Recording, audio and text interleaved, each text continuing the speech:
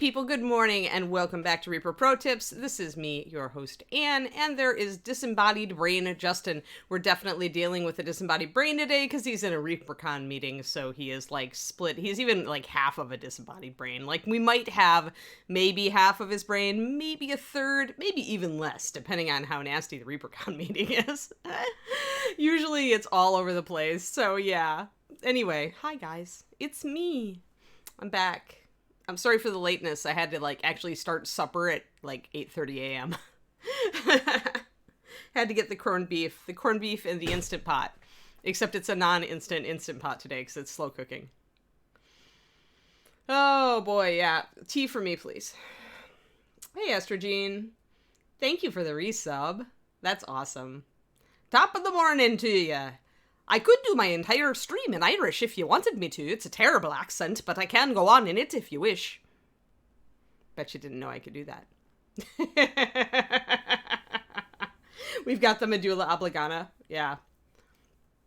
Yes, but I can do an Irish accent. I learned to do accents in high school because I did, theater. So I have a Southern accent. And now, of course, if I channel Ron, I have a Texas drawl. I managed to avoid most of the Texas drawl. Like, while I was there, I tended to take it up. Now that I'm away from there, I'd really notice when I slip into it. But yeah. I'm a verbal chameleon. I tend to pick up the accent and start talking in it wherever I am. When we were visiting Scotland, my mother just wanted to smack me upside the head because I'd keep sliding into the way of talking of the person who I was talking to. And so I'd take on this Scottish accent, this slight Scottish accent, and my mother was like, and I'm like, I'm not doing it on purpose. Well, you should be, Chibi. You should be talking to yourself, any way that's suitable to the holiday. Feel free to address your children like this all day. But yeah, Thanks, Griniko. It also doesn't hurt that for years when I ran my werewolf game, one of my main NPCs is an Irish Fianna. So I can channel his accent anytime I want. It's that Irish blood. I have a little bit of Scotch-Irish way back. And actually, it was only a family legend, but then I did my genetic genealogy, and sure enough, British Isles was in there, so seems like the family legendary was actually correct. Yeah, all Fianna are cool, but I have a soft spot for the Irish ones. Mostly because it's really hard for me to do a Scottish accent. Like, Kerniko, I'd have to hang out with you if you're here. Yes, you are here. The Scottish is just a little closer. Like, Scottish accent's a little bit tighter and a little bit... You don't do the tie. You don't do that high vowel sound. It's weird. Like, Scottish is like... It's really hard for me to do. Like, because I can do such a firm Irish, it's really hard for me to do Scottish without it sliding. But while I was in Scotland, I was avidly listening to the Scottish people I was talking to kind of get it. It's almost like you drop Irish down. It's hard to explain. But Scottish is less crazy. How about that? Irish rolls like this, all up and down, and Scottish is a lot more, like, it still dances. It just dances at a different frequency. It's cool. I used to like studying this kind of thing when I was doing theater. It added a lot to give a character a slight accent. Anyway, hi guys. So my brain is mostly here. We're going to be putting a little green stuff on Kitty Cat to round out her base and get it to the point where we can paint all of it. And then once we're done with our green stuff, we'll switch over to Monique and work on... Yeah, a lower tonality, thank you. That's the term I was looking for, Chibi. It's very difficult, though, when you've got the Irish nailed to not slide out from Scottish Irish, because if they have enough in common, it's like trying to do Southern and Australian. And, like, the Australian accent is kind of a weird, like, depending on where you're from, like, some Australians sound very British. But there's this roll to it that I think that Australian to me has always been kind of a mixture of like American Southern and British, which is so odd. But I have to go there in my head to like till they get it.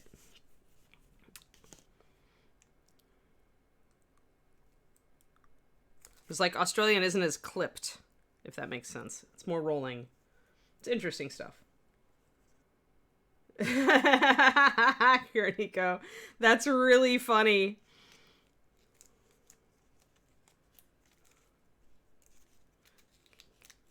All right, I'm trying to get my green stuff like figured out. Also, my eyes are itchy today. There must be something in the air out here kicking up. It is springtime, so. All right, got my goo, got my other goo. Got to compare the sizes of my 2 balls of goo. I think my blue goo is just a little bit too small, so I'm going to go. We don't need to blend anything. Well, we might blend into the stones a little bit. We really don't have to, so I don't really have to be off in my usual allocation. So I'll make my blue a little bit bigger today.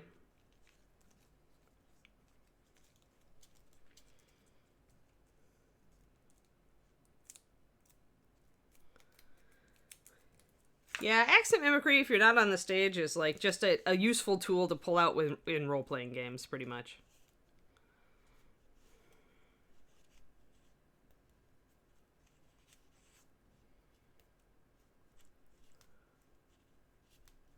Yeah, Texas has a drier accent than most of the South. The South is kind of like a juicy accent. Juicy and kind of twangy. Texas adds the twang, but goes drier.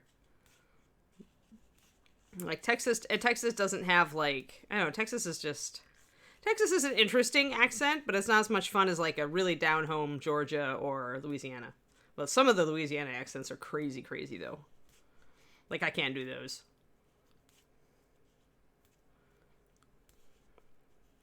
When I worked for the relay for the hearing and speech impaired, we had to take Louisiana's traffic one night, and they put me on because they were like, well, you know, you're good at accents, and most of the time I was, but man, that Creole, that really heavy Creole accent's insane. Yeah. Boston, yeah. Where the water is water. Boston's fun. I can't really do it really well. Like, if I really, like, have the right sentence, I can sound decent, but I can't do a Bostonian accent otherwise. If I spent some more time there, I could have, but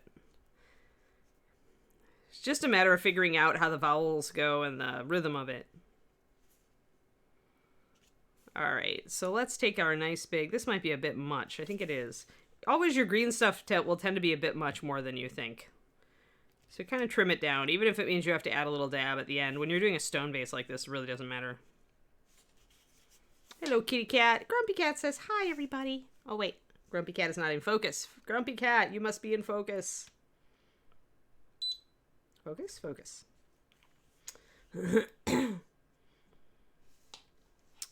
I have not, sadly, I haven't, you know, I'm sure there is a slight accent here. Like, there is in most places. Like, when I was up in Vancouver, they have a very, very slight Canadian accent. But it was enough that when I got off the plane, my mom came to pick me up and she told me, stop it! Because I was still speaking in the Vancouverian accent, and or a British Columbian accent, and I hadn't even noticed, because that was how slight it was. Like, I hadn't even picked up that there was an accent when I was out there. I was just doing it. So,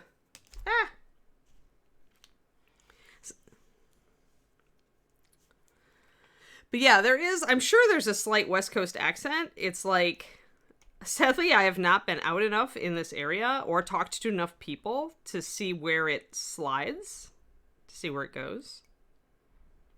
I mean, David sounds pretty Midwestern to me, but his mom is from Wisconsin, and my family is from Wisconsin. So, and David grew up in Seattle, although his dad is from this area.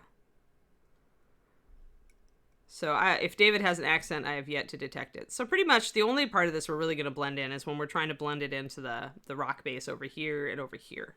And we wouldn't even need to really do that. All you need to do is essentially make a rock end out here, and you're fine. Wisconsin. Say it. Yeah, see, I go into my Wisconsin accent. Wisconsin. When I go home, it's Wisconsin, Milwaukee. Milwaukee. It's not Milwaukee. It's Milwaukee. What was the other Wisconsinism? It's Milwaukee and dang, can't even remember anymore. But yeah, I get a bit more of my Wisconsinian accent when I go home. Oh, I think either my Discord or David's Discord is talking. He forgot to mute it. I'll go over and turn his speaker off if I have to. But we'll just deal with it right now. All right, so I'm kind of squaring off the end there. Just like I told you, you can kind of make this look like a separate piece of stone. And then what we can do is where this little bit kind of cuts off, we can make sure that we're accentuating that cut right there so that becomes a tiny little piece of stone. We don't really have to blend anything in if we do that. And then we can just come out here and kind of mark with our tool, very gently because this is all very squishy green, kind of mark with our tool where we want our new stones to be, right? And if you want a little stone in here, you could kind of like mark that out. And you might want to round off the corners. That's the important thing about doing stonework. You really want to pinch the corners a bit because you want that crack between the stones, right? And you want these to look organic. So however, kind of think about how a rock really would, what shape it would really be when you're doing this. And we can even carry it down the side a bit, which they didn't over here. They did more flagstones, but if they're going to be looking at the front of this base, then maybe we want to do that. If your green has some weird features, like I'm getting a little bit of overhang here, I can accentuate that and make these two separate stones, make a flagstone on top, and imply a stone layer underneath, which is more in keeping with what this is over here. I do want to be able to put a black rim under this, so I do want to not add a bunch of texture to the bottom, but I can definitely create some details a little bit more at the top. Jelly, I don't really use Milliput. Like, I tried it back in, like, my college days and really didn't go for it. I hung out at a store that did a lot of historical stuff, and they all used Milliput, but I didn't like it very much. I liked Abe's Epoxy Sculpt a little bit better, which is very similar to Milliput, but it's a two-part. But lately, I do a lot with green because I've gotten good enough with green that I feel like I can make it do what I want in almost all circumstances. So I really don't reach for even the Aves anymore. What Aves and Milliput are useful for is that you can thin them with water. So when you're filling gaps, that can be an extremely useful tool for you. But I really, it took me a lot of years, like seriously, I've been trying to work with green stuff since I was probably in college. So a lot of years, decades, guys, seriously. And just, I futzed with green stuff here and there to play with it. And over the years, I finally kind of got how to work with it. So it's not like, I mean, if you actually like tried and concentrated and worked with green stuff like for a week and like, you know, ask questions and, you know, talk to people who are good with it, you could get as good as I am in a very short period of time. But I didn't really prioritize it, so it took me a long time to learn it. I just kind of learned it by osmosis at that point. I didn't want to put any extra effort into it, but whenever I got the opportunity to work with it, I did. So that I would slowly, essentially, learn how to work with it. There are still some things that I much prefer Fimo for. Like if there's a project where I'm resculpting the hand, I found that I was very unsuccessful using green for that. Even a mix of Fimo and green. Whereas when I sculpted the hand in Fimo, I nailed it right away. And then I can essentially sculpt green stuff over parts of it for additional details. But for the bulk of big shapes, I found that I did not like green for that. I preferred to just use a putty that was a lot more like clay, that I was much more in tune with and felt like I could be better with. Cookie Tigers, I usually don't seal unless if it's going to travel, like this model's going to go to Ron and Reaper, so I will seal it. If I'm going to ship it, I'll seal it. If it's for me, and especially if it's a competition piece, I don't seal. Because it's not going to get any handling, not appreciably, and anything that rubs off, I'm just going to touch up. Sealers, especially spray sealers, can actually kind of lose you your highlights when you apply them. Like you'll notice your highlights kind of dull down. Nothing is more frustrating than spending hours and hours on a very high-end paint job to apply all those careful highlights and details and then have them kind of fade and have to reapply them.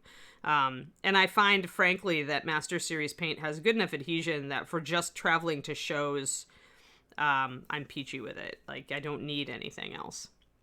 But if you're going to have a gaming mini, something you're going to game with and use a lot, like Zari, for example, who we just finished. I finished on my stream yesterday. I will seal that model because it will get more handling. It will come out more often. It will be, you know, sitting around being brought under the camera a lot. So for me, it's all like, how much are you going to handle it? Yeah, Robin's got the standard, I was about to say. The standard wisdom is that if you're going to do tabletop, and especially if your group is rough on minis, do a gloss coat, followed by a couple matte coat things. I find that I don't need to gloss coat ever. I'm more likely to put on a layer of brush-on sealer and then do a couple layers of matte over the top of that. What you want, essentially, is just a thicker sealer on there. Then matte coats tend to be very thin.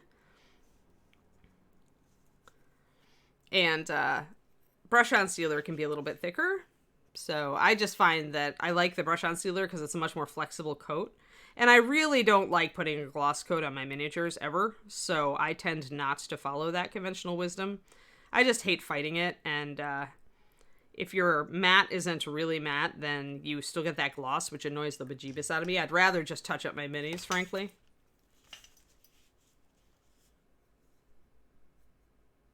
Well, dull coat, Testors dull coat, but are they still doing it?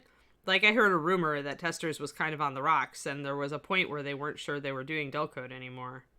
Or that it would be available only in select markets or something. But otherwise, as far as I'm concerned, the only truly matte sealer out there is Testors. But if that is no longer, if it's no longer a factor in the market, then I have no idea. At that point, I mean, I've gone mostly to brush on anyway, so I just like I said, I like that it's flexible, it's a lot less brittle than a spray, and I just had to put usually a quick coat or two on, I'm good. So now I'm taking Tiny Spoon, or whatever you have that has a very small, you could use a needle for this almost, as long as you drag it, and you've got plenty of water on the putty, just to make sure that I'm cutting in these stone shapes, and that it's got about as much space between the stones as like these overlapping flagstones back here. So now we've got, see, our little rock and our big rock. I'm going to have these like hang over the front just a little bit.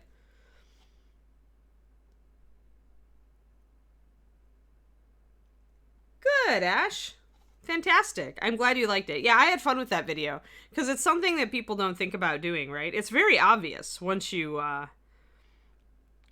think about using the grayscale to figure out your shadows and highlights, right? But before that, it's not obvious. So hopefully you guys enjoyed the Patreon thing. And then I'm doing another dramatic lighting episode for my $10 tier. I'm working on that right now, actually. This weekend, unfortunately, is a total crapshoot for me because we're actually going to see my parents because they're vaccinated. So we're doing a huge road trip. No, not a huge road trip, but a moderately huge road trip to go. Essentially, we're meeting them halfway. They're driving from Arizona and meeting them down around the desert area. So that's pretty much. I cannot work this weekend. My workaholic Anne is totally derailed for this weekend. Yeah, dentist tools. I mean, that's what I'm using, except for Tiny Spoon.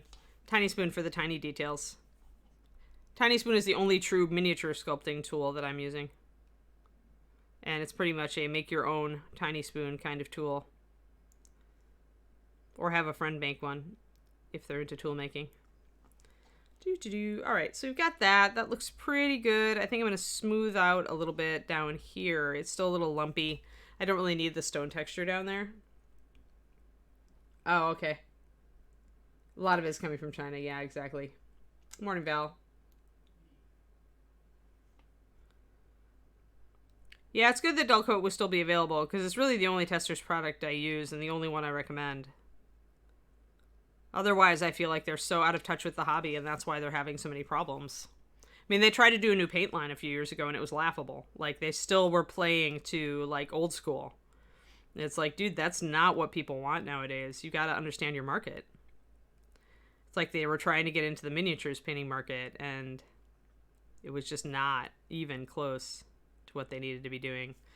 Like, they needed to hire somebody like me and essentially say, what are painters looking for nowadays? And, you know, they didn't. A company that does not do adequate market research is like, I have little sympathy. It's like, come on, all you have to do is talk to people. Send some people to miniature shows. Talk to them about the paint. Make an effort. People will try to help you even, you know? But if all they're doing is, like, you know, still staring, like, in their own little niche, then they're just never going to do it. Yeah, I started with Testers Enamels a long time ago, too. But, you know, you got to update yourself. Like, let's face it. If Testers did what, like, Badger had done and sent, like, one of their execs out who was into hobbying, if any of their execs are into hobbying, right? And that's the key. What do you want bet Testers board has no hobbyists on it? But yeah, if Testers sent somebody out to, like, talk to us at shows and really, like, find out what makes the paint we like tick, then we'd all help them, right? Because we're like, oh yay, another new product. Yeah, we're excited. You know, this is what we like. But I never saw anything like that from them. They just kind of, I don't know where they got their information, but it was just not there. So if you're listening, Testers, if you really want to be successful and get this market, just put in a little effort, for gosh sakes. And put some hobbyists on your board. Oh, good, Small Sam. Hey, Zambies, how's it going? I'm doing green stuff today. Well, just a little bit. Yeah, I mean, well, Testers was trying to go into the acrylic market. That was it. But they had no idea what they were doing. Like, they were still looking at poly-S or something. You know, it was like, with the paint has evolved. When even traditional acrylic canvas painters are reaching for hobby paint now, something is up. And I mean,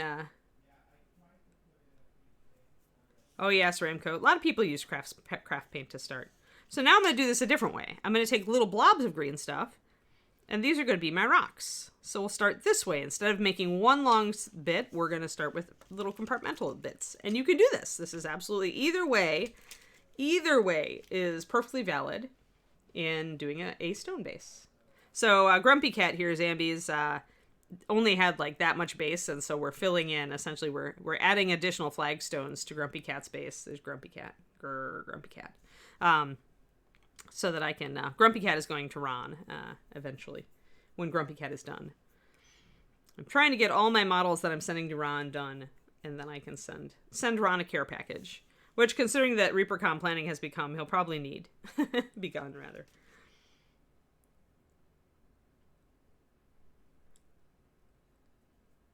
Well, just use it, or use it for terrain. Get into terrain building, Chibi. You'll go through your craft paint. And the great thing about getting into terrain building is that you also can utilize that then in miniatures, because if you ever want to do a diorama, those are the skills you pull on. So that is another usage for your craft paint if you are really stuck on how to, use it up. So now I'm just going to use, I shouldn't use Tiny Spoon for this. You always, just like with painting, you should always use as big a tool as you can while still getting good results.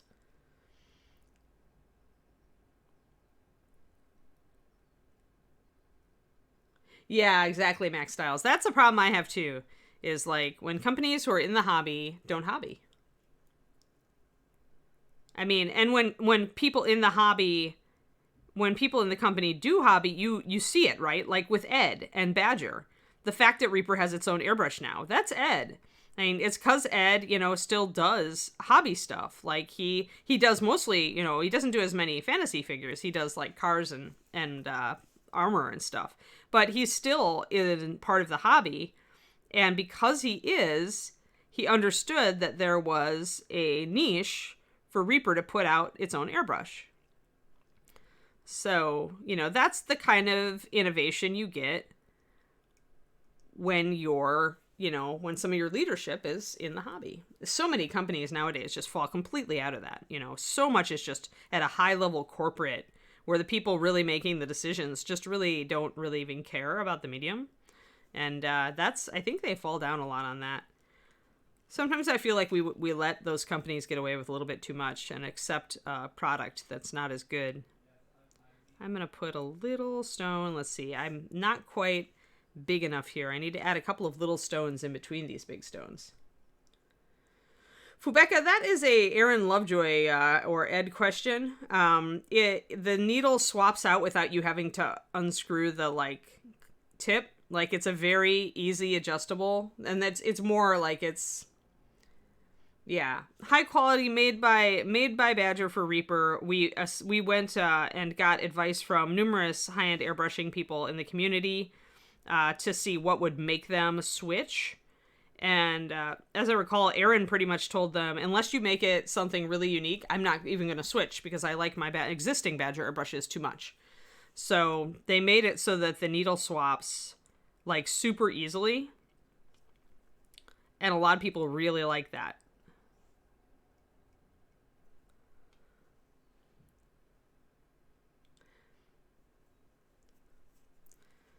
But I am not an airbrusher, so I am not like the person to tell you all the bells and whistles. Reaper does have videos up. Just go to Reaper's YouTube and search for Vex, V-E-X. That's the name of the Reaper airbrush. And you should come up with, I think that Aaron has also been lately doing a show for us called Something of Vex, right? The House of Vex, I think. And so, yeah, you can swap the needle out the back without taking it apart. Both needles use the same nozzle, right? So it's much easier that way as far as swapping needle size. So you can go from a heavy needle to a fine needle without having to take the brush apart. So I'm going to actually make these one. So when it gets too regular, that's where you want to mess around with the little stones that you added in and make sure that they look different. Make sure that you've got some different spacing in there so it doesn't look too regular. I fell into the trap of too regular here, so I'm going to have to do some, probably some blending in and modification. But you can certainly start with blobs instead of the long thing. But you're seeing what the downside of that is, right? Where if you start with blobs, as a human, if you're not paying attention, you probably are making your blobs a little too regular.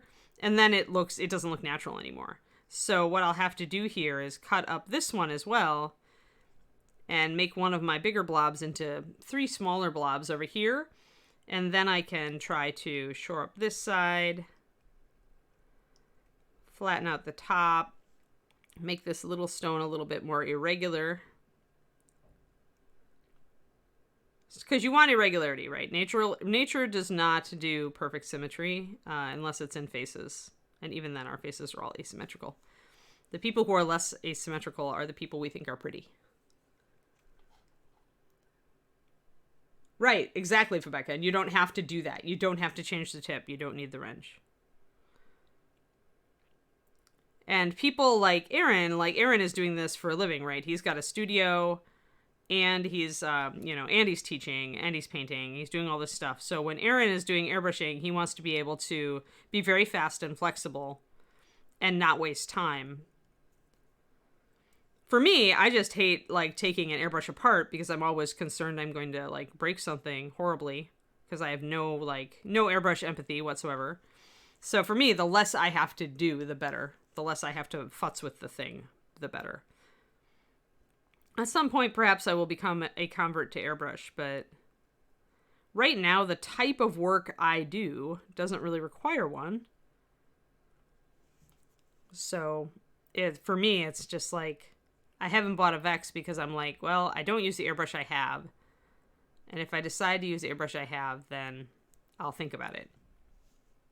There. So now, we're separating with just a little bit of a line, a dragged line. We're making some flagstones, and we're going to keep this bottom part pretty smooth. And that's just kind of patting it or stroking it and sliding your tool across the green stuff so that it gets smoother. Use a tool with a kind of a rounded or soft edge or soft, not edge, soft body. You can use tiny spoon type tools for this, but they won't be as good at it because it tends to, because it's tiny, it tends to leave a big tool mark.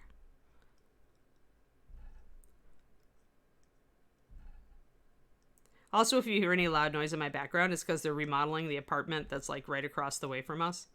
So that would be big tool noises, but I'm not hearing too bad from them right now. Just in case, though, just in case. Yeah, exactly, Cornico. That's my thing, right?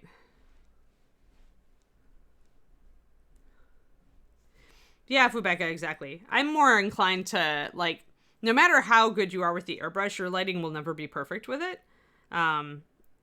So I tend to, like, do, like, even when I do a zenith, I tend to doctor it, which if you, anybody on my $10 tier knows that's what I'm doing with my dramatic lighting series right now. Is started with the zenith, and then the first video is how I doctor zenith to make it actually look right.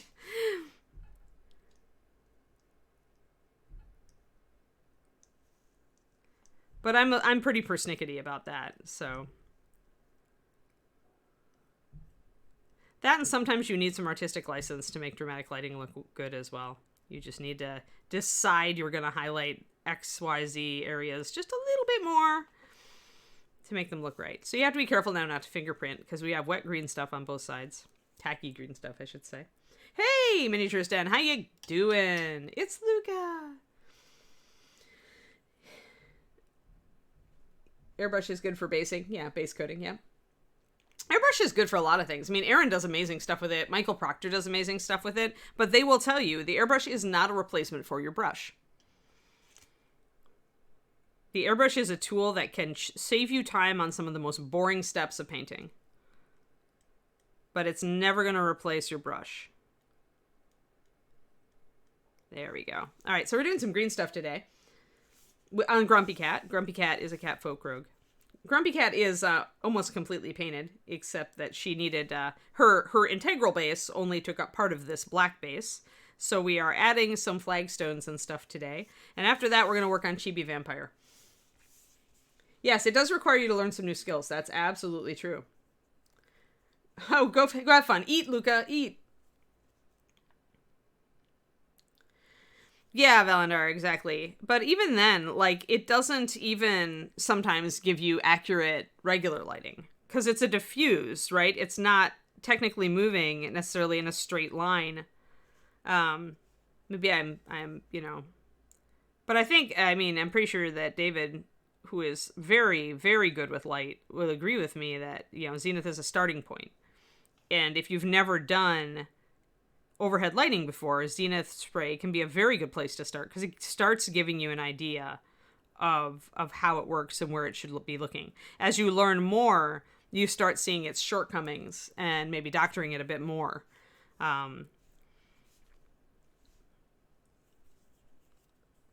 Yep. So yeah, so there we are. So we've pretty much got our green stuff flagstones set up now.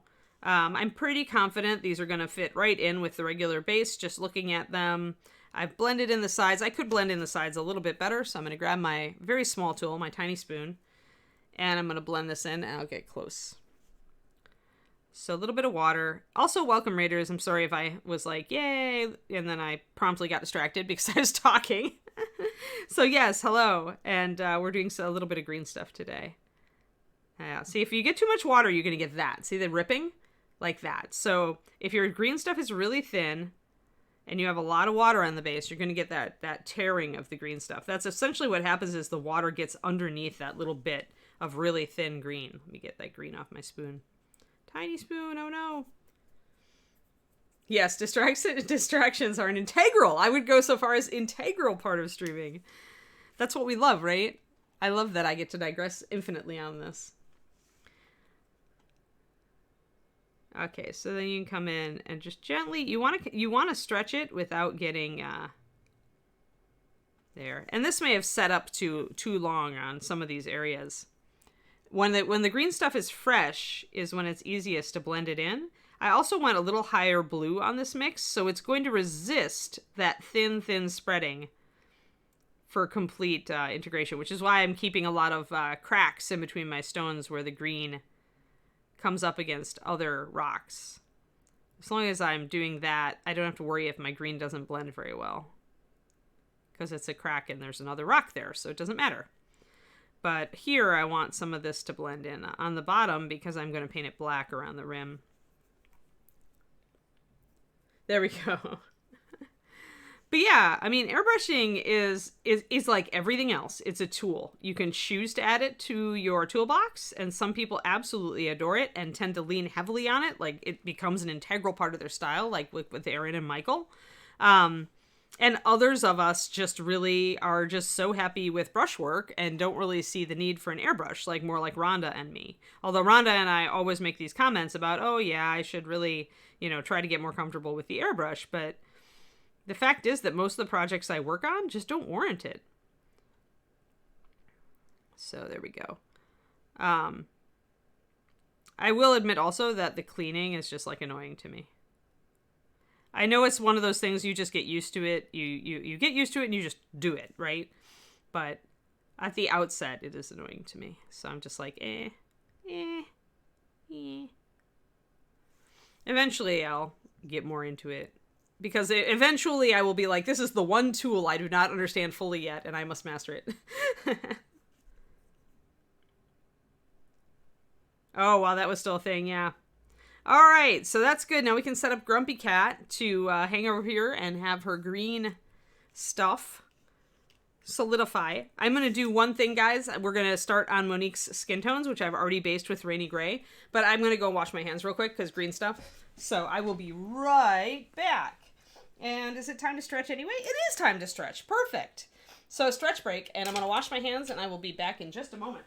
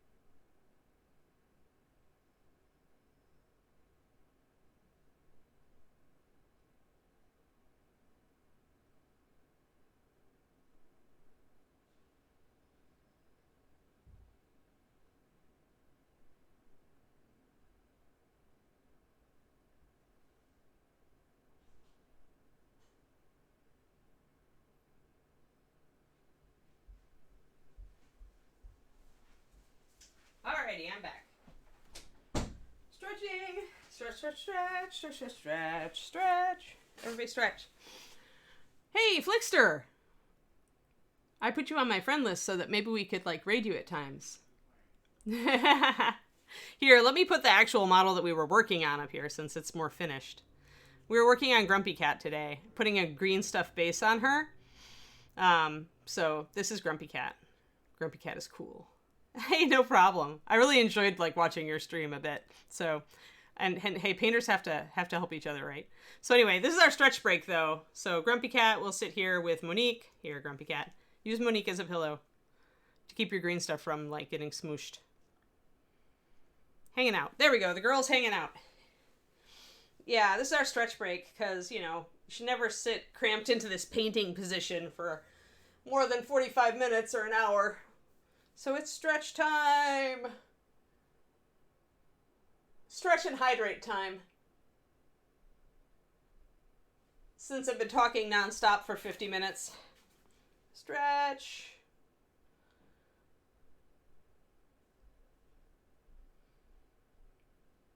Oh, your cat kept waking you up last night. That sucks, Jelly. You slept in, Zambies? Awesome. I wish. I had to get up early to get the corned beef started. Yeah, I just saw that that's going. Oh, you only just noticed it? That's David. He's like, hey, you started my croissant. Awesome. He looks right at the stove and he doesn't notice the corned beef in the slow cooker. That's funny. Well, yes, it is. It's already cooking. You can already start smelling it. Hi, David, everybody says. They heard you. Did you throw me under the bus? No, I didn't throw you under the bus. I said it was the corned beef's fault. All right, I'm going to do just my quick little cat-cows, guys, and then we'll resume with skin tones. Little stretches. Floor stretches.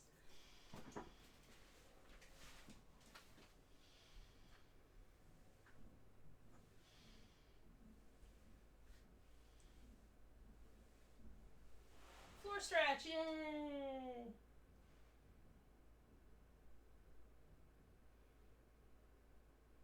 Perfect. Alrighty. We are ready to go. And I need some olivey green. No, it's a Reaper tradition, everybody. It's Reaper procedure. The bus is there. Throw somebody under it. I threatened to throw David under the bus this morning because he was late getting out of the shower, but mostly it was the corned beef. So I choose to blame the food. Alrighty. I was late getting out of the shower, but you were not ready to get in the shower at that time anyway. Yes, but nobody needs to know that. Uh-huh. And that was the corned beef's fault, which is why you didn't get thrown under the bus. The corned beef did. Alrighty, Grumpy Cat, go sit over here while your green stuff sets. And let's get our palette in here. And we started with Rainy Gray, so I am going to get that color out so that I can retouch if needed. Assuming I can find it. Thanks. Yeah, Grumpy Cat is pretty cool. I'm very happy with how Grumpy Cat turned out. We actually used a Lynx Point Siamese for her markings. So that's why her legs and her arms are a little bit lighter than her paw ends, and why her face has those markings on it. So, history is written by those who throw others under the bus, yes. I guess it's not just a Reaper handbook tradition then.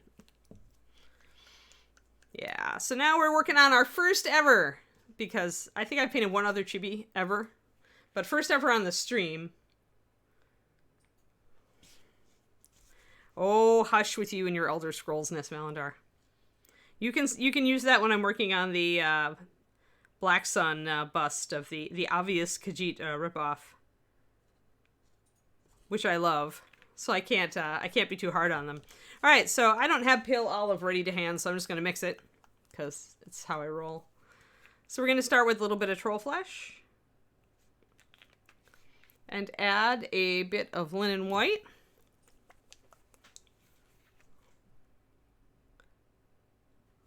Why green, you're saying? Well, because I do my vampire skin tones with a mixture of greens and pinks. I use complementary colors. It's the way I like to do them, so that's the way we're going to do it. You could also use a vampire skin tone triad, obviously. Alright, I need a little bit lighter to hit a pale olive, and probably a little bit yellower too. We'll see. We'll see how this rolls. Pale olive, where are you? That's really close. Really, really close, actually. We might be able to go with that. I have to make sure that it's a little bit lighter than the gray that I started with.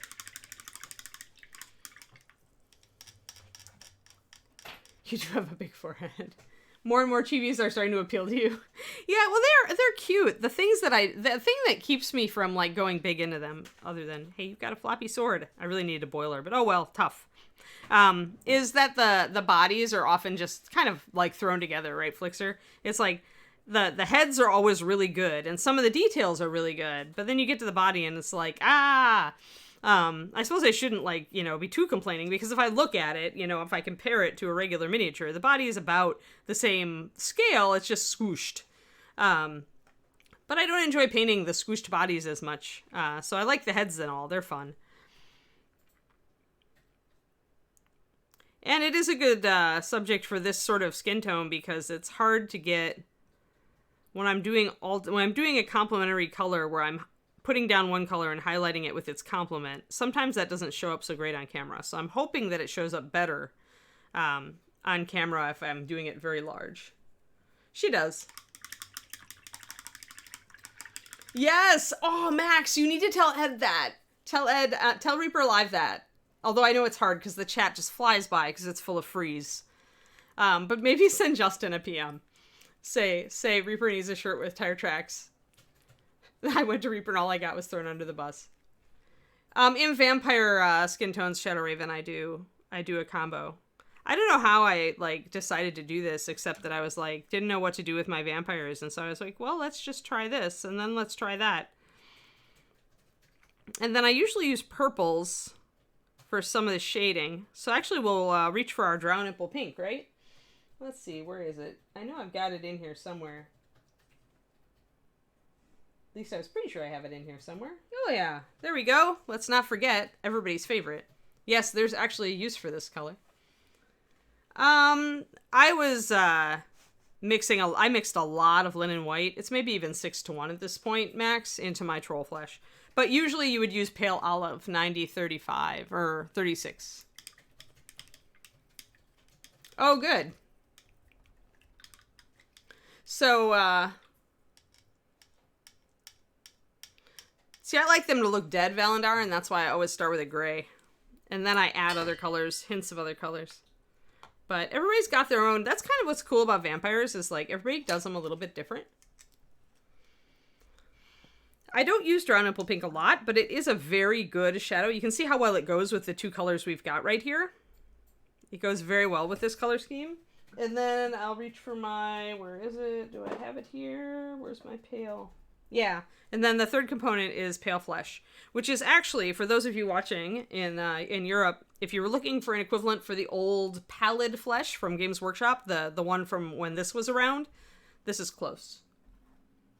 This was the purpose of making this color. Because we really didn't have this kind of like really pale pinkish skin tone. So I should be able to layer these pretty well. Let's bring these guys up, bring that back here. And I'm going to use the shadow for Drow Nipple. You could also just mix a little bit of purple into like a gray or into the skin color here to get something that's like this. You're looking for kind of a bruised color, right? Because vampire. So yeah, if you're looking for an equivalent to the old pallid flesh, I really liked that old Hex bottle line. I mean, I directly copied a lot of it in MSP, or got close. So if you also were a fan of this era of Games Workshop paint, Reaper has some equivalents. In fact, Meadow Green, which is one of the later Bones colors, is an equivalent for the old Goblin Green, which I know everybody loved to use on their bases and basing. So there you are. Yeah, I worked for Games Workshop briefly. Flickster, I worked for US HQ, just in the office, only for the employee discount. And then I worked the retail arm just for a little bit when I moved back to Wisconsin briefly before I started at Reaper. So I was very familiar with their products of that time period.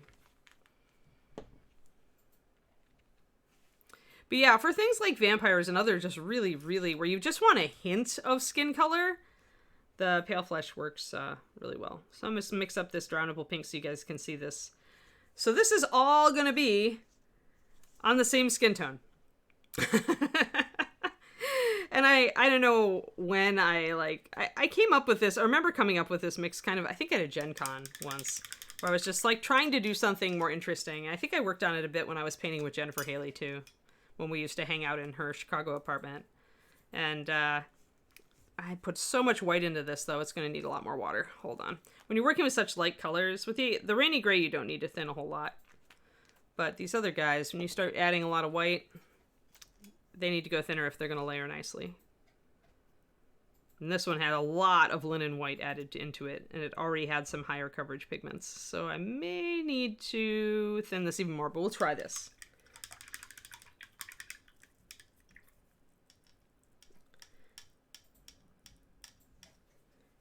Yes, I still have the Mithril Old Pot. Actually, Kaj, it's even worse than that. This is the one color. Because of the flake they use, it's like just, it works really well. I have like 4 pots of this. I have no other Games Workshop colors from this era, but I have 4 pots of Mithril Silver. And I guard them jealously and add water to them so they don't dry out.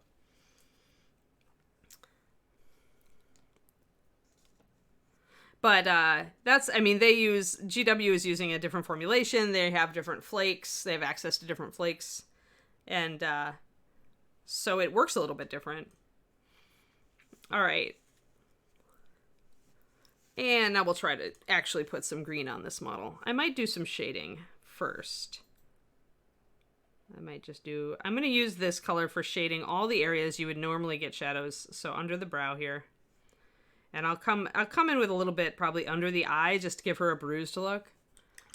I like my vampires to kind of look gaunt and a little bit undead. Like, where's the fun of painting a vampire if you're painting it right after it's fed and it's all like, you know, all flush and pink and alive looking? And then you're just painting a human. I like to paint them more like when they've just like woken up and are grumpy. And let's face it, Monique doesn't look like ungrumpy here, so just going to put some of this green in. I'm going to leave a fair amount of my gray. Here, let me get down close. So you can see where I blocked in the green. I'm essentially blocking in muscle masses, and I'm leaving some gray to provide an intermediate shadow between them, because I want the gray still. The gray is kind of a bridger for these colors, because we're using so many different things. Now, technically, there's probably a little muscle right here, right between her brows, like where they're scrunching. Ah, but I don't need a replacement shadow raven because I have it. But yeah, that's good to know. Yeah, they're going to be able to use a slightly different base too. It's just that, like, when I was formulating paints at Reaper with the metallic line, there were just like very specific flakes we used because we wanted to keep everything as non-toxic as possible, because we get a lot of kids in the hobby. I mean, we have kids coming to paint club. They love the metallic paints.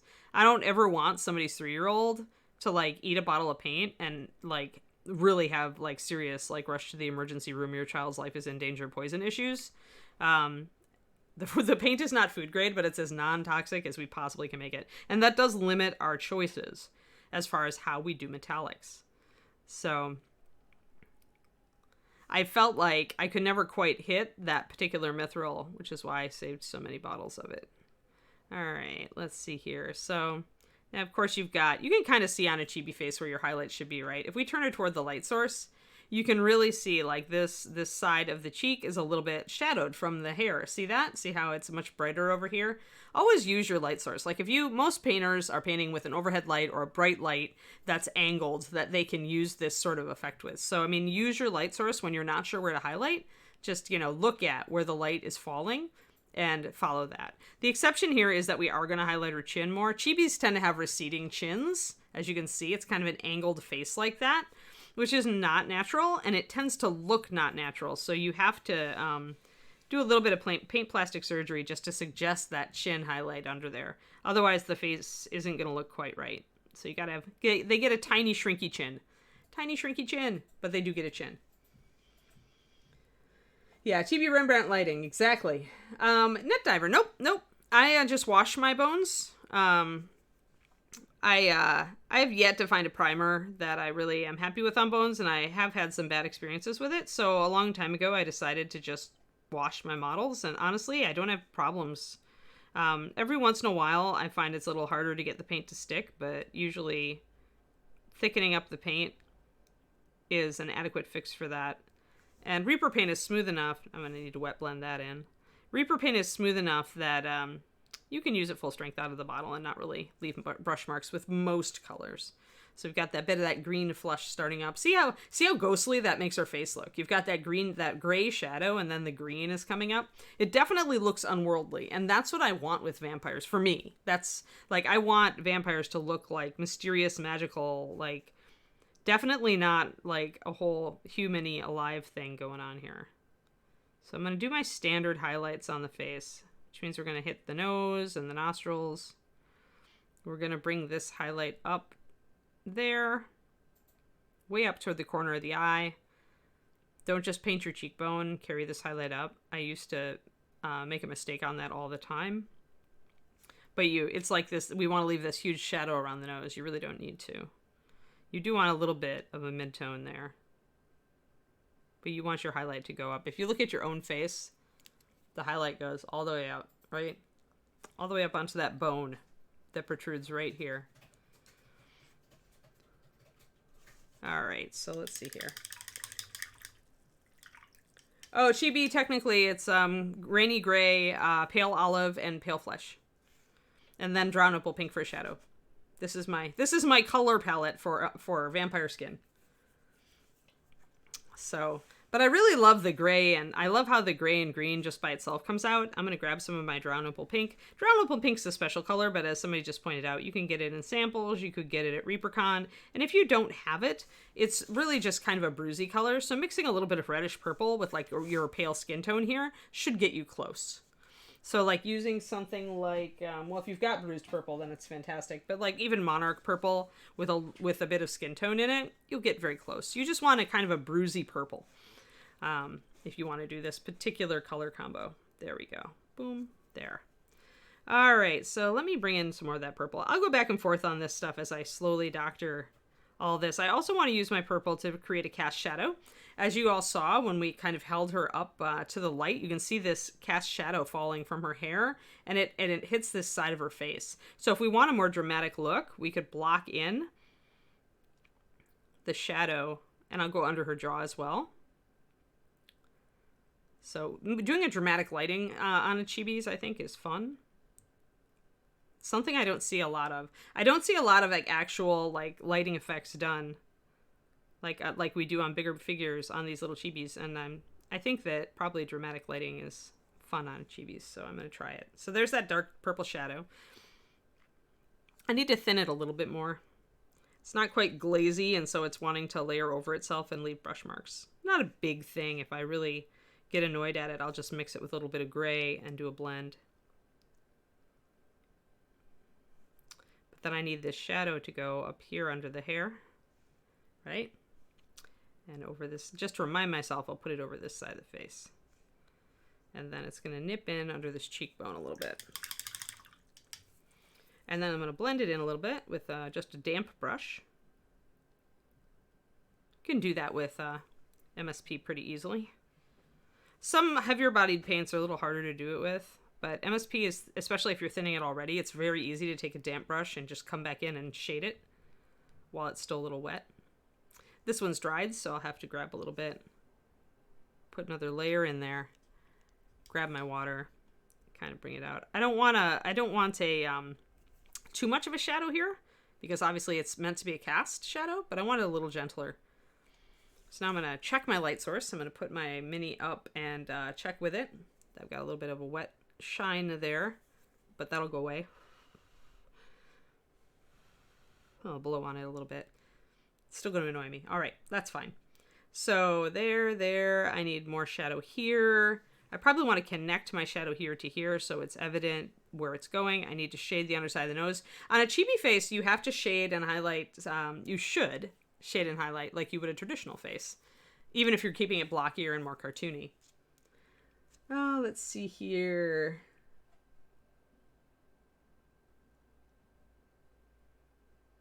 Yep. Yeah, I just wash them. I mean, I've never, even with the old bones, I didn't really need to prime. And everything bones you see me paint on this show, assume it is not primed. Now, if you were going to game with it, then I might prime it. But more likely, I wouldn't even do that. I would just seal it. Now, there's a little shadow under this lower lip. You want to get that. Because there's a little area there that just is always in shadow that you want right above that chin. See it? See how much more natural the face is looking now? See, it's weird to do it on chibi face, right? Because they're so unnatural.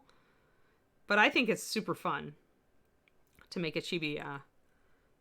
Yeah, look at that dramatic. Now we're getting the dramatic lighting effect. This is super awesome. All right, I like this a lot. If I like this model too much, I'm not sending it to Ron. So we'll see. But I'm really liking how the colors are. And I'm just blocking stuff in. Like, I've got brush marks. I'm really rough still.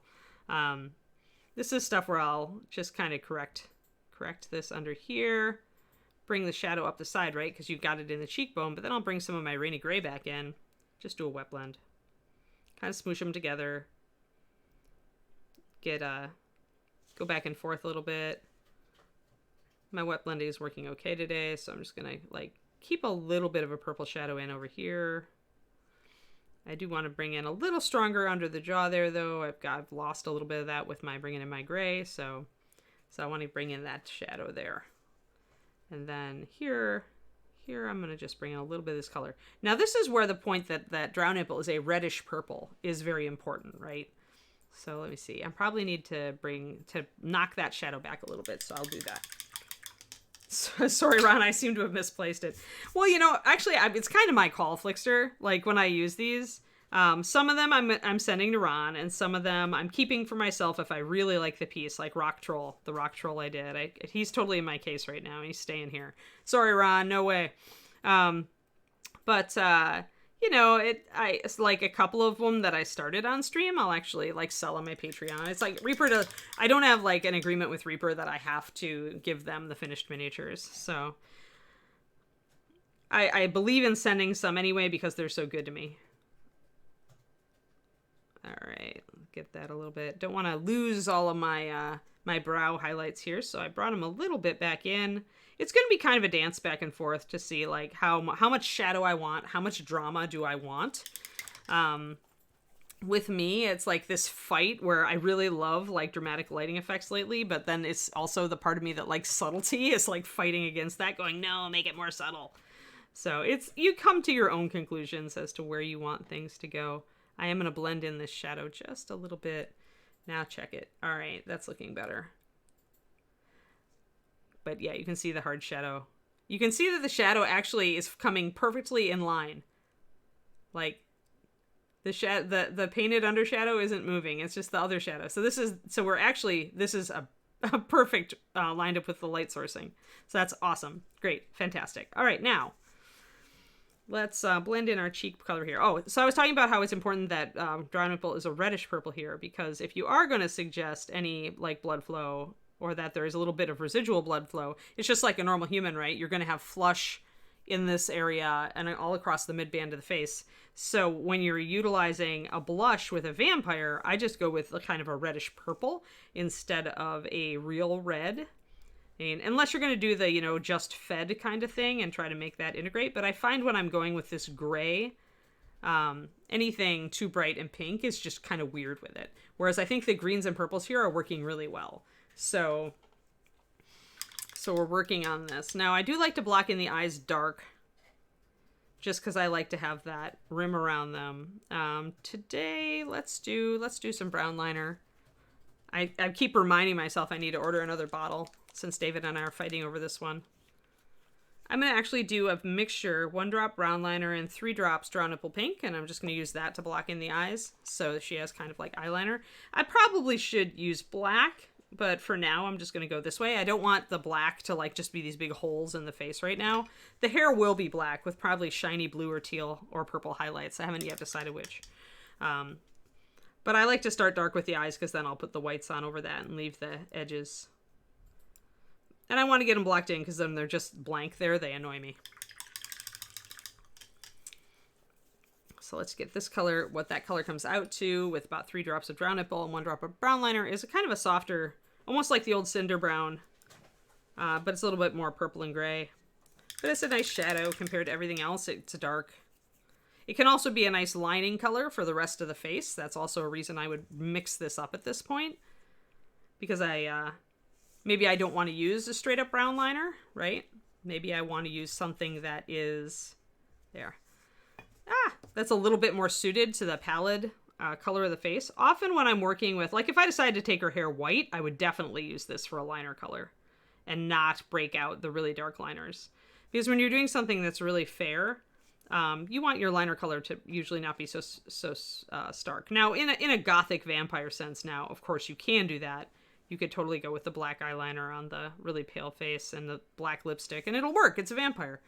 But here, I'm going to start subtle, and if I want to go more that direction, I'll just choose to do it at some point. Right now, I want to be able to see the layering on this.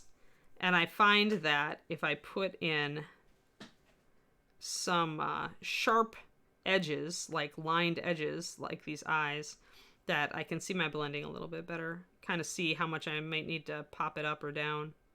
Because I know the eyes are going to have these dark rims, so I may as well put them in.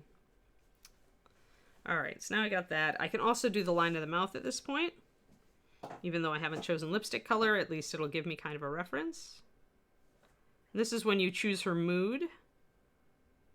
So like if you want her to be smiling, she's got a very neutral mouth, but you can definitely quirk up the edges and make her with a little smirk.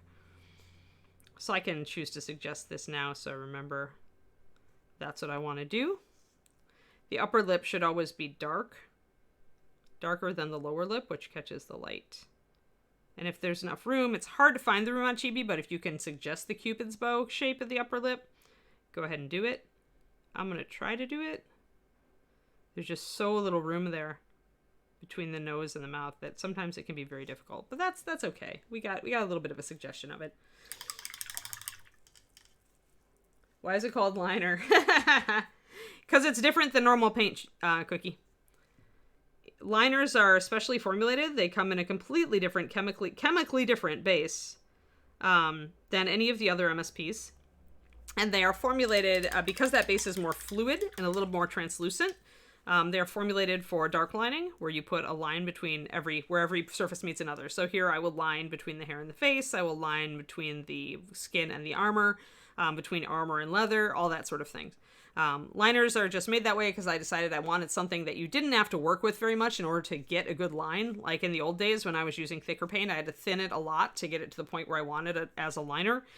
So liners are naturally, like you can use them straight out of the bottle, but I would always add just like 1 drop of water per 5 or 6 drops of liner.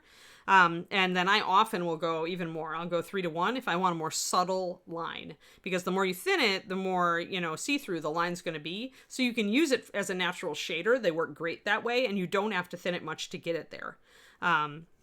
So that's what liner, and they are, like I said, chemically different. And because they tend to stick to bones really well. A lot of people use brown liner in a heavy bodied wash, like thinned with matte medium or brush on sealer, to hit their bones model with right off the bat, kind of like to prime it, so to speak, and also to use it as an outliner for everything. Yeah. I haven't had an info bomb on this show, have I? Yeah, well, there we go. There's your info bomb, everybody. I'm going to thin this green just a little bit more. I feel like doing this off cheek. I don't want it quite as strong. I'll probably just strengthen it on the other side. I think her face is looking pretty cool, though. Pretty wicked.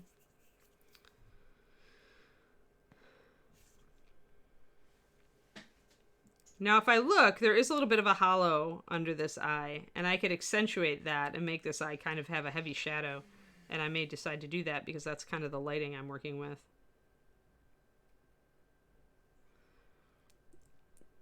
Usually with a face, there's an S shape where you get this cheekbone and then it dips and it goes down to the mouth. So you have like kind of a on its back S. So that's what I'm working on right now, is to bring out that shape.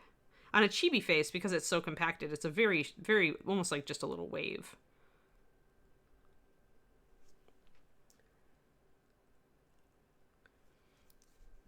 It is technically Gurgi, but you can also thin paint by adding a watery medium to it.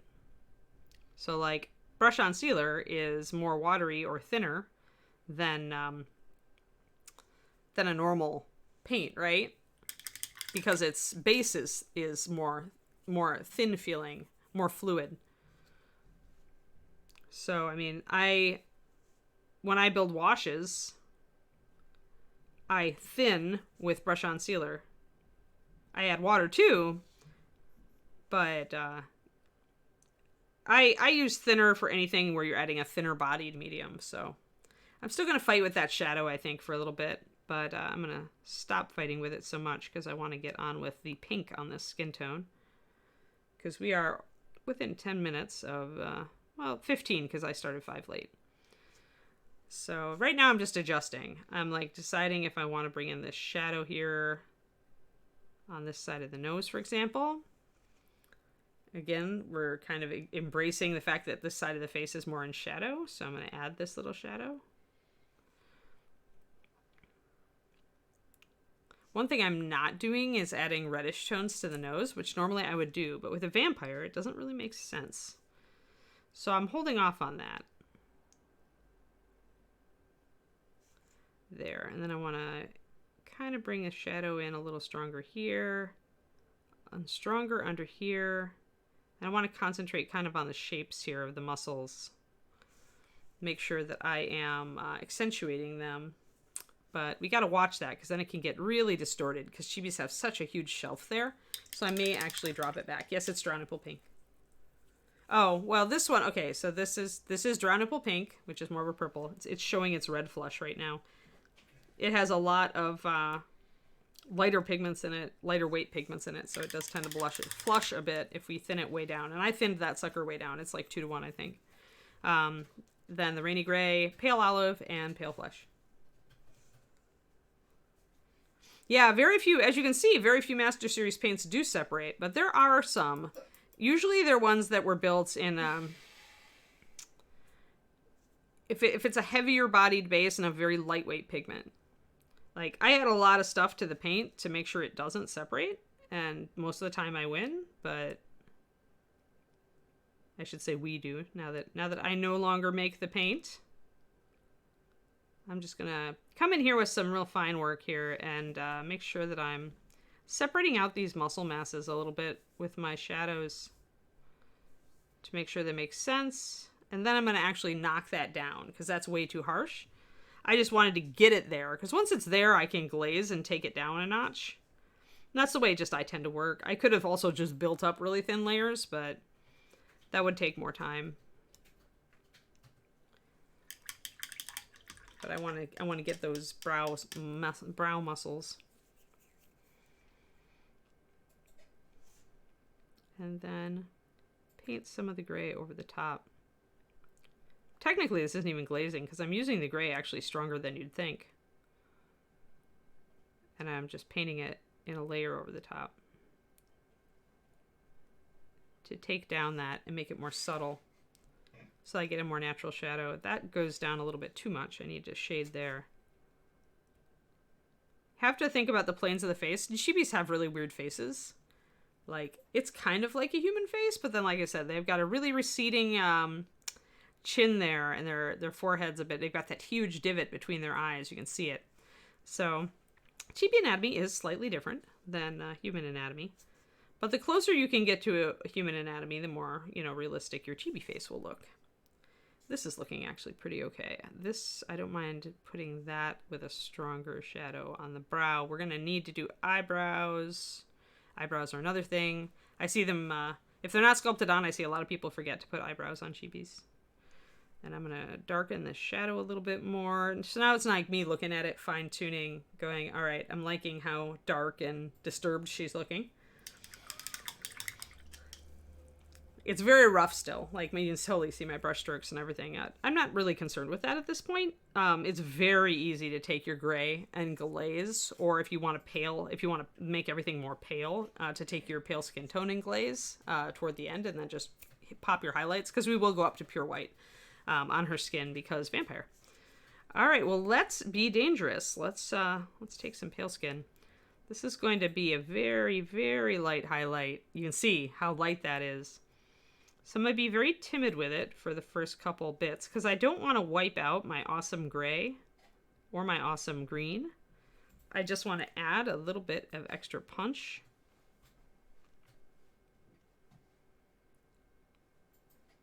So I'm layering up this pink on top of this gray, and I want it to just kind of take that gray and kind of light it up a little bit, that green.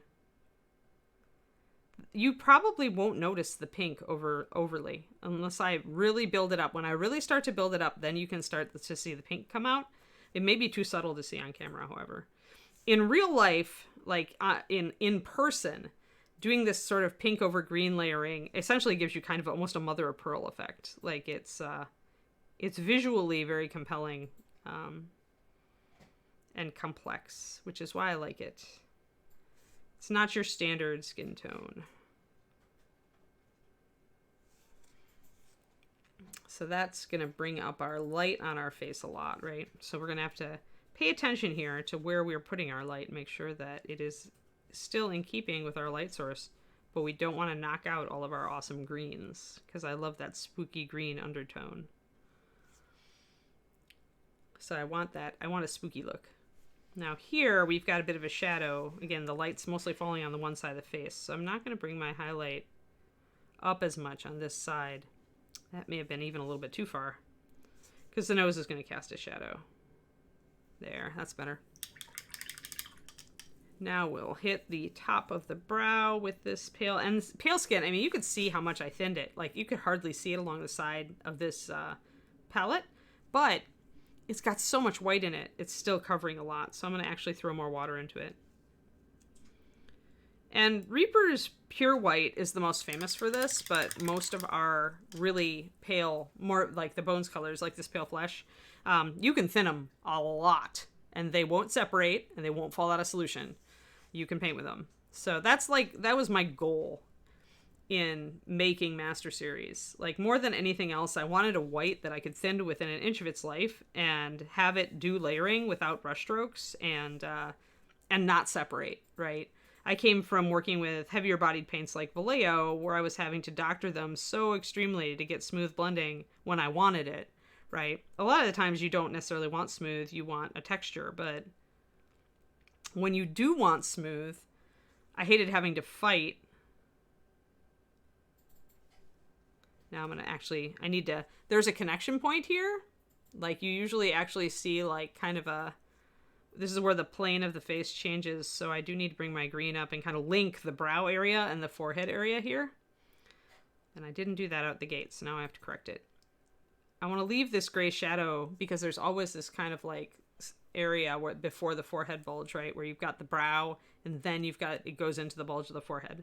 So I want to keep some gray in there. Just a bit. Because again, it's balancing out my skin tone.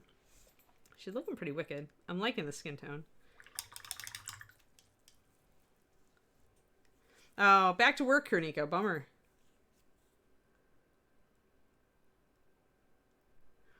Yeah, for sure, everybody. I mean, I babble a lot, and as we were talking about yesterday, I do repeat myself a lot, too. But if you really want to remember all the stuff that I bring up, you're going to want to, like, keep a notebook around or something. And also there's the fact that I say it differently, right? Like, whenever I bring up a topic, it's usually in the context of the miniature I'm painting. And that's going to change slightly. Depending on, so the context of when a tip comes up is going to, how I advise you to use it or what way I talk about it is going to be different. That's why you can do streams like, Miniatures Den and this one and pretty much almost any stream, and everybody's going to just be painting like different miniatures, and a lot of the times they're using a lot of the same techniques, right? But the techniques do alter a bit depending on the model, like how exactly you're utilizing them or how you're changing it up. And that's why you can just watch paint dry all day and watch a bunch of streams and hear information that is similar but that changes, and oh, again, I've gone too heavy with the purple here. I keep, like, messing with these brows because I want them to be pretty natural, but I still want my dark. So I'm doing that spot glaze again. Kind of to drop them a little bit. I do a lot of glazing, spot wet blends, things like that.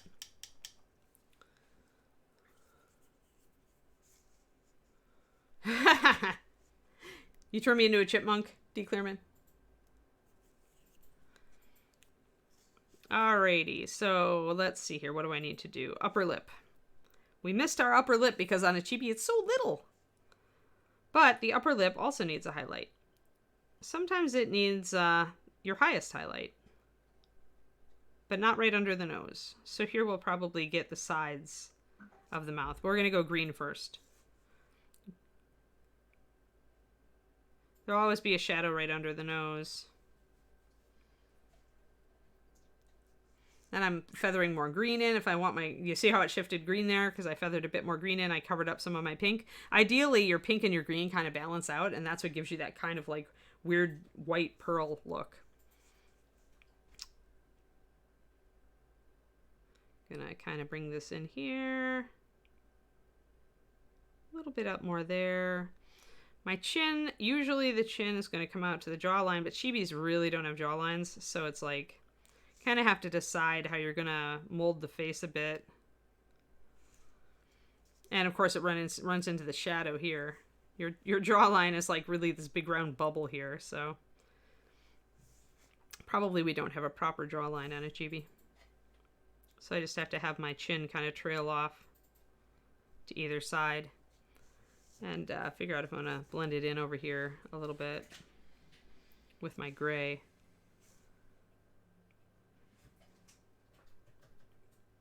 Probably. Yeah, there we go. That side of the face now looks more light. You can kind of see if I bring my gray back all the way, I could bring it all the way back to the ear here.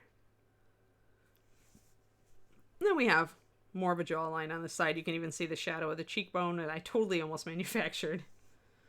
Yeah, I want my vampires to be creepy. I like them to be unique. Like I said, I don't want your, human-looking, freshly fed vampire. I want the vampire that you're going to look at and instantly know there's something wrong. That is not a human. So yeah, it's really, really glowy and lit up. And then taking it up to the pale skin a little bit, I'm going to gently do it. I don't want it to spread too far. I do want the skin to really come up to white in the end, but I have to be real delicate for how I'm going to use this, because I've got my shadows and I've got my drama. No sparkly vampires here. All right, Socrates, 10 months. Thank you.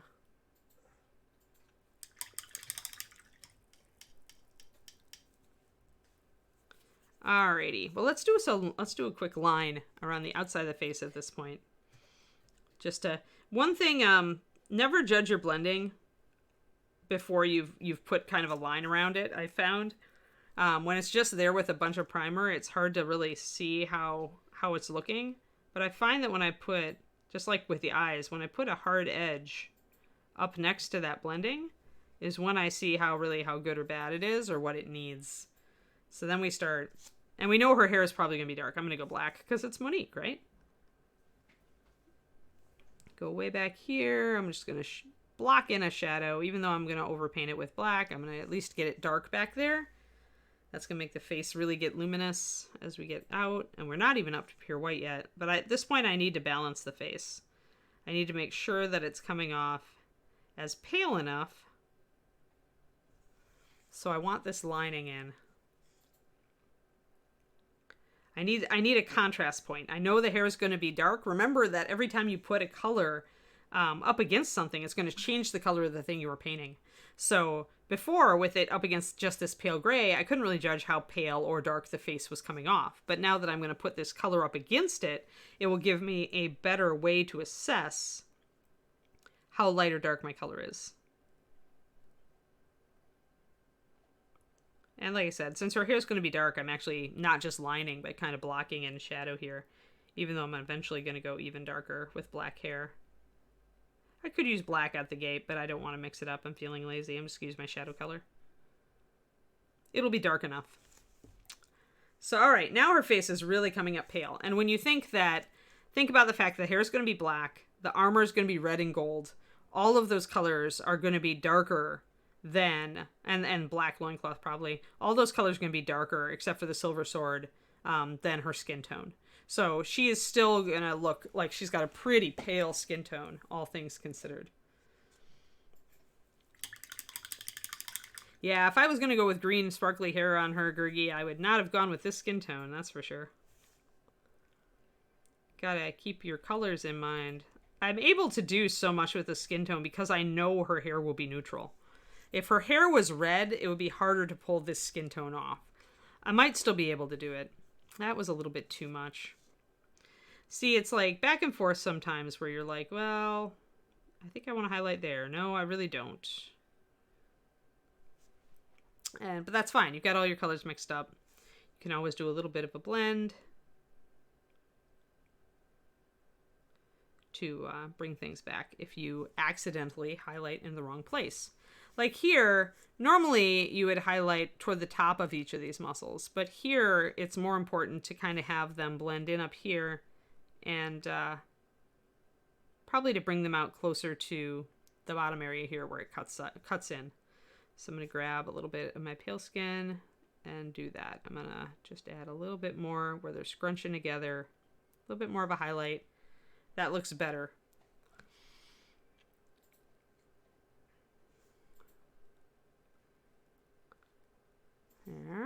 There.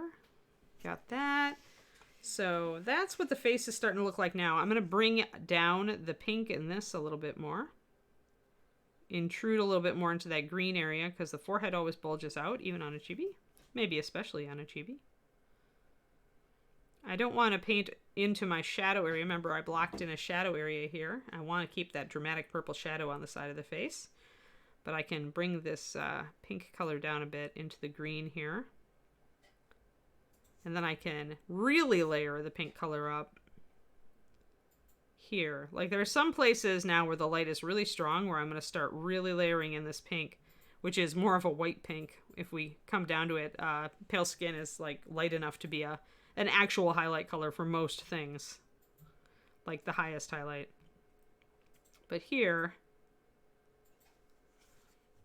we'll start bringing up that part. See, that's all starting to get very luminous now. It's the combination of like dark shadow and then the greenish tones you've got going on and then the pale skin.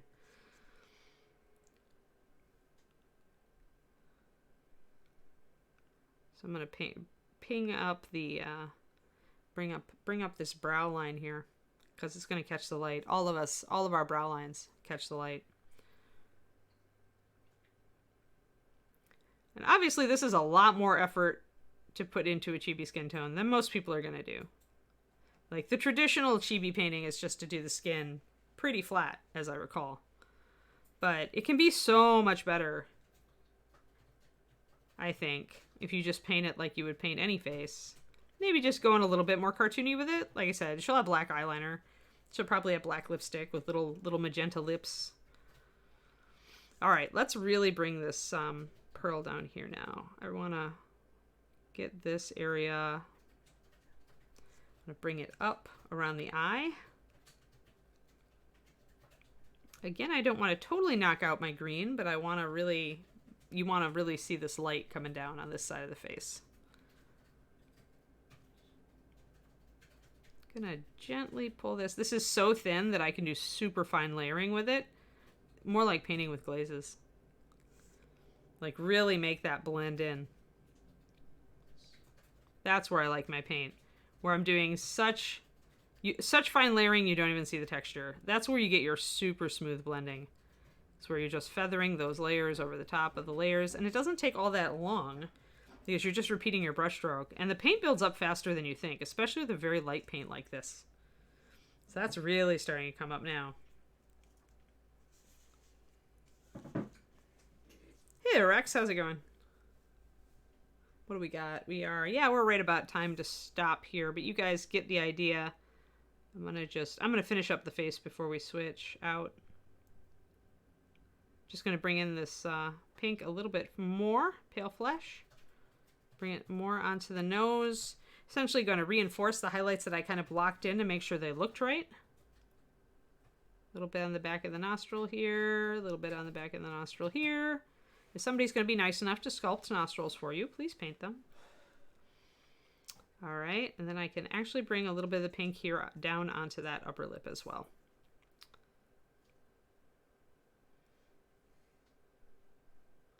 Once again, bring your highlights up toward the nose. We'll bring a little bit of this highlight over here as well. We can leave it a little darker on this side of the face, remember, because we want the light mostly on this side, but we don't want to make it like super dark. We still want a touch of light, just not as strong. And then I want to put a tiny little highlight on that chin that doesn't really exist, but I'm going to make it exist anyway by putting it up against that shadow. See how now that shadow beneath the lower lip really helps to define the chin, because the combo of light and shadow down there is going to make you see it. Even though it's not hardly really there, it will read like a normal human face. Oh yeah, Rex. This is a vampire. You don't know it yet, but This is Monique, and Monique is a vampire in Reaper's world. This is how I choose to do my vampire skin tones. Put in a little bit too much shadow there. Come back and correct. This is the correction time where I'm just like, oh, a little bit too dark, a little bit too light, a little bit too green, a little bit not green enough. Oh, I bluffed it up. Now I need to smooth it out. You know, we go back and forth. I mean, I've said for a long time, and I will continue to say that the difference between a tabletop, like a good quality tabletop model and a competition level model is the amount of futzing that you're willing to do. And the futzing is all like going back in, adjusting, reblending, touching up, changing outright if you don't like it.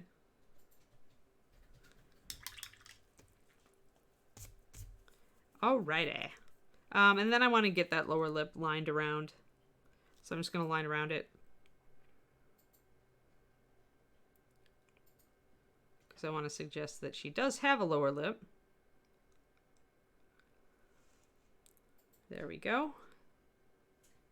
Even though we haven't colored it in yet. And that's pretty good. I still haven't gone up to pure white. But that's pretty good, I think.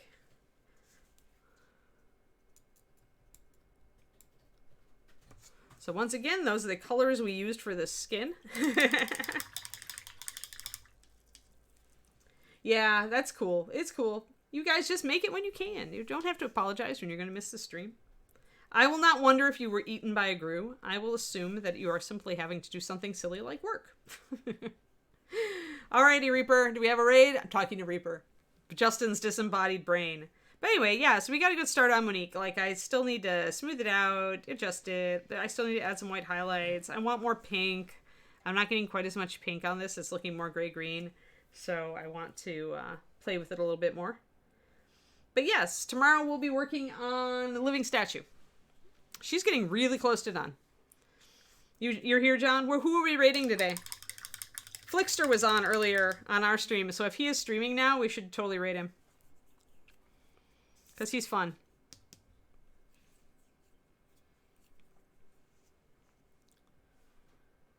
On it? Alright. But yeah, guys, I'm pretty happy. I still, like I said, still more adjusting to do. Still not happy with the chin. Want to blend in the cheek a little more. Do stuff. Yeah, Flixer. All right, let's hit him. He's funny. All right, guys, thank you so much for riding along with us. And again, tomorrow we'll be working on Living Statue. I hope you all have a fantastic Wednesday. Happy St. Patty's, everybody. Have a good one. I'll talk to you all tomorrow.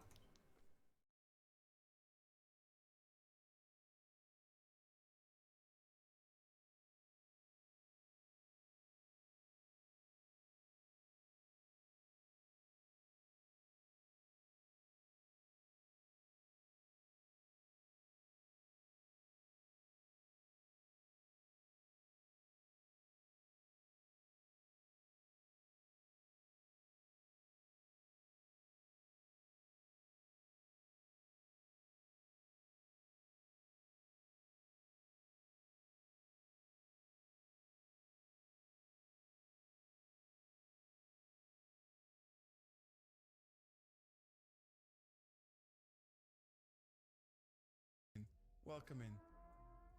Thank you so much. Oh wow, the defense is strong and the bot's doing well. That's cool. I'm liking this. There's a raid. There's a definite huge raid. A huge raid. Thank you so much. That's incredible. Jellyware, welcome in. How are you guys? Hopefully you can see through the madness of my defense, which is very strong today, I have to admit. Thank you guys. You aren't getting anything done, I know. I know. I thought maybe, just maybe, we might get a few things done. Fontana, thank you so much for the follow. I appreciate that. Well, it is a Flixer stream. Well, okay to start. Gurgly, how you doing? Welcome in. Hello, how are you? Oh, another follow as well from Ragey Pete. That's amazing. Thank you so much. Ah, there you are, painting things just for you. Happy raiding. Thank you so much. Do you know, honestly, Anne, when you said it earlier, I was like, she does, surely not tonight. This is going to be a basing one. We're going to be messing about out of my comfort zone. And then the sirens went off, the klaxons went off, and I was like, no, she is being incredibly kind. That's super nice. Thank you so much.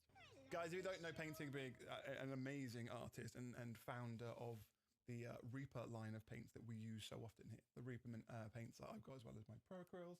Sometimes my scales are the ones I go for. Go and give her a follow. Fantastic stream in her own right, by the way, as well. So comfort zones are definitely being broken tonight. This is going to be nothing like the professional stream you were just doing.